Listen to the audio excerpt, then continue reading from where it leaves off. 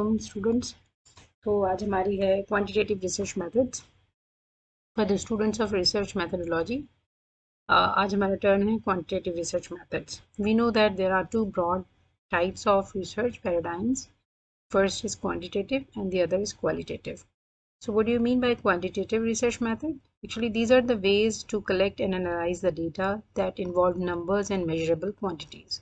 जब भी हम कोई ऐसी रिसर्च कर रहे हैं जिसमें हमारे पास कोई ऐसा डेटा आना एक्सपेक्टेड है जिसमें हम नंबर्स से उसको डिजिट्स में काउंट कर सकते हैं और मेजरेबल क्वांटिटीज़ हैं। मेजरेबल क्वांटिटीज़ से मुराद है कोई ऐसा टेस्ट है जिसमें आप मेजर कर सकते हैं उनको, फ्रीक्वेंसीज हैं, मीन्स हैं। तो उन सारी रिसर्च की टाइप्स को आप लेते हैं क्वांटिटेटिव रिसर्च मेथड्स के टाइप्स में। What is the definition? Quantitative research uses structured methods to gather numerical data, numbers का data that can be analyzed statistically. देखिए, actually we discussed in our last lecture कि जब भी हमारे पास कोई data आता है उसकी नेचर बताती है कि अब हमने उसका एनालिसिस कैसा करना है। कोई डेटा आया हमारे पास, हम उसे स्टेटिस्टिकली मेजर कर सकें, एनालाइज कर सकें, that is called structured data और quantitative data. This means researchers gather information in a way that allows them to count, measure or quantify aspects of the subjects they are studying. किसी ऐसी subject पर, किसी ऐसी चीज़ पर हम research कर रहे हैं जिसे हम काउंट कर सकते हैं.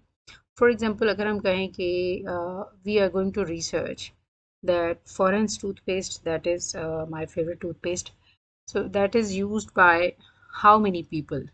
How many people, when we say, it means we can count them. Number of peoples. Here, out of 7 people, 5 responded that they used that toothpaste. It means we are doing the subject. जो हमारा aspect है subject का वो ऐसा है कि हम उसे काउंट कर सकते हैं, या हम कहें कि स्टूडेंट्स की हमने कोई एबिलिटी काउंट करनी है, दैट इज़ मेजर्ड. ठीक है, और क्वांटिफाई आस्पेक्ट्स. तो इस टाइप के जब हम रिसर्च कर रहे हों उस एरिया पर, ऐसे सब्जेक्ट पर, तो उसे हम कहते हैं, उसके लिए हमें क्वांटिटेटिव रिसर्च का डेटा चाहिए, क्वांटिटेटिव डेटा चाहिए जिसको हम काउंट करें, मेजर करें और फिर उसे क्वांटिफाई आस्पेक्ट्स में एनालाइज कर सकें. Now what is the significance, why do we do it, and what is the benefit of using it? Number one, it gives precision. It gives quantitative methods provide precise measurement in data. बिल्कुल accurate आपको data की measurement देते हैं, which helps in drawing clear conclusions, जिससे हम clear conclusions निकालते हैं. For example, as we discussed, out of 7 people, 5 were the users of this product. It means clear हमने conclusion निकाला कि yes, more or less, जी ज़्यादा यूज़ करते हैं इसको. अगर होते कि out of 7 only 2 people use it, it means less.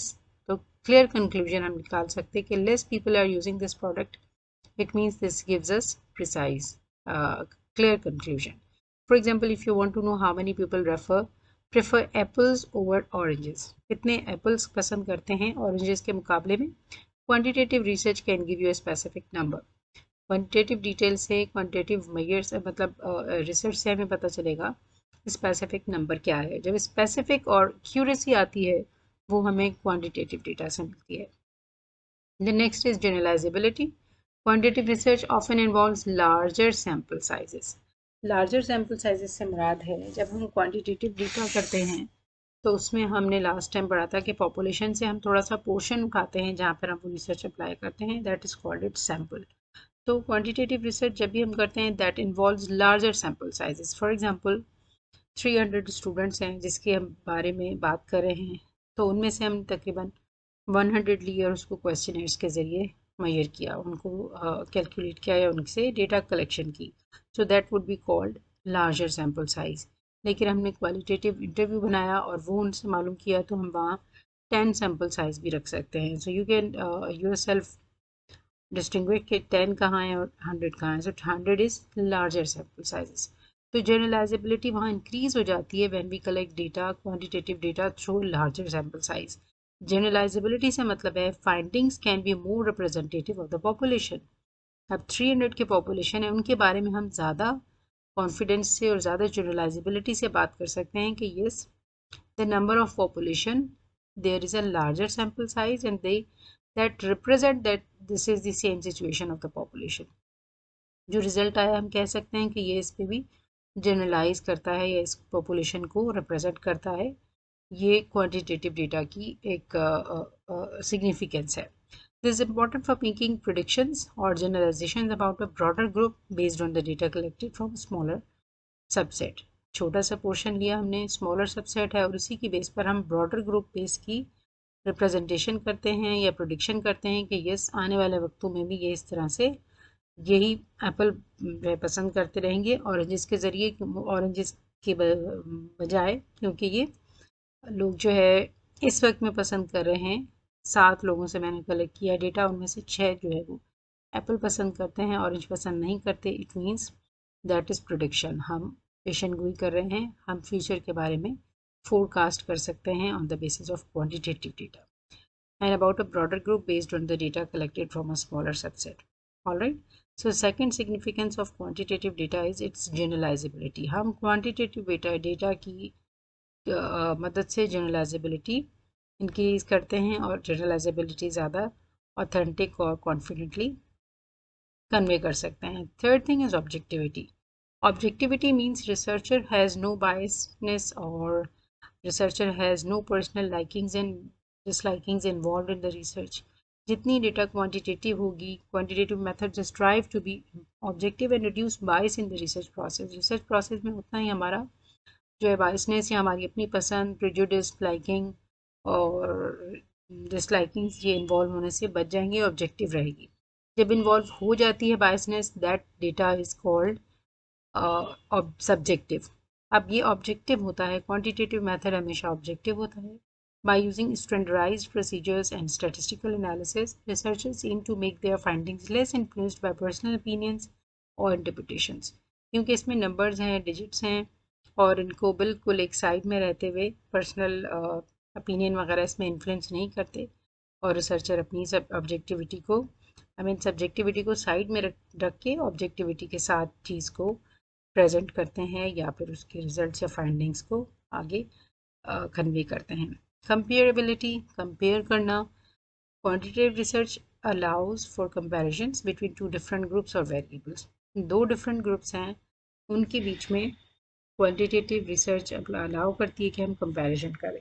Comparison से मुराद है bye collecting numerical data, researchers can easily compare outcomes across various conditions or groups, helping to identify patterns or relationships. For example, we say by collecting numerical data, for example, we are teaching 15 students with traditional method and 15 students with some new method, with some new language teaching method.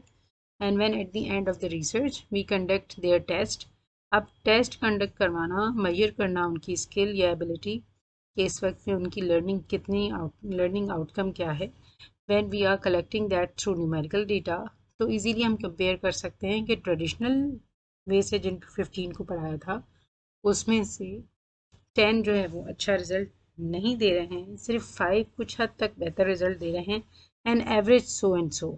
सबको digits में हम count करते हैं, digits में major करते हैं कि ये लोग इतनी 5 स्टूडेंट्स जो है उन्होंने इतनी एबिलिटी दिखाई है, और दूसरी जिनको हम न्यू मेथड से पढ़ाया था, तो न्यू मेथड या ट्रेडिशनल से हट के या कोई रिसर्च का कोई नया मेथड है लैंग्वेज का, उसके थ्रू हमने पढ़ाया है, तो उसमें 12 स्टूडेंट्स जो है वो अच्छा स्कोर कर रहे हैं। It means that is a clear comparison, that is a clear significance of the changed method. जो हमने नया मेथड लगाया है उसके ज़रिए हमने एक नया आउटकम आ रहा है, यानी हम डिजिट्स में काउंट करके उसको बता सकते हैं authentically and clearly. So that is comparison. Quantifying relationships. Quantitative research helps in understanding strengths and direction of relationship between variables.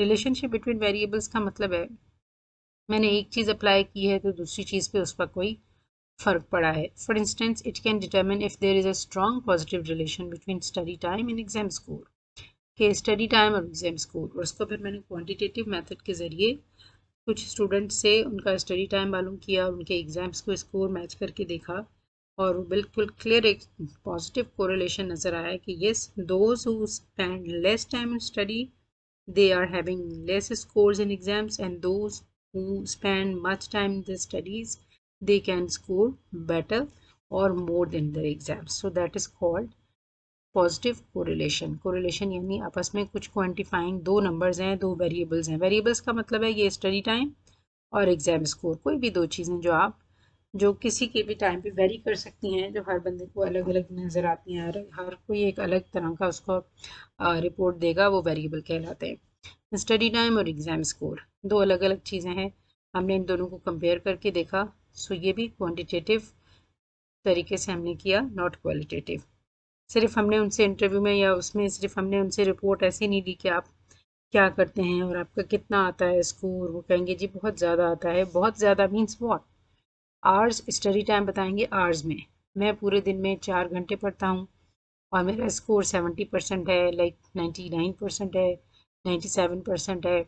और बाकी जो कहेंगे जो 0 आवर्स मेरे स्टडी के हैं सिर्फ कॉलेज स्कूल में, उसके बाद मेरा एग्जाम स्कोर ये है. Alright, so this way we can, through quantitative studies, we can find it out. Predictive ability and quantitative methods ensure researchers to develop models and theories that can predict future outcomes based on statistical patterns observed in the data. I told you earlier in the very beginning, on third and fourth, this is if we can predict. This is prediction. Generalizability के साथ साथ हम predict कर सकते हैं. तो quantitative data में, quantitative methods में ये पावर होती है, ये एक स्ट्रेंथ है, एक सिग्निफिकेंस है कि रिसर्चर उसकी बेस पर कोई मॉडल्स या थियोरीज ऐसी ला सकते हैं that can predict future outcomes, कि नेक्स्ट फ्यूचर में या फ्यूचर में अब इस तरह से हो सकता है, या अगर इधर के बच्चे इस तरह करते हैं, इतनी स्टडी का टाइम निकालने के बाद इतना अच्छा एग्जाम में स्कोर कर सकते हैं, तो कहीं के भी स्टूडेंट्स इस तरह कर सकते हैं और इनकी रिजल्ट ऐसा आ सकता है. That is prediction of future. This predictive ability is crucial in fields such as economics, epidemiology and market research. देखिए इकोनॉमिक्स में, मार्केट रिसर्च में, एपिडेमियोलॉजी में, इनमें ये जो है इनकी डिफरेंट फील्ड्स हैं जिसमें ये predictive ability is very very important. For example economics में जैसे हम कहें कि इस वक्त में हमारे पास महंगाई इतनी ज़्यादा है, इन सारी सूरत हाल को बाकायदा वो एक चार्ट में रखते हैं और मुख्तलिफ मेथड से वो फाइंड आउट करते हैं.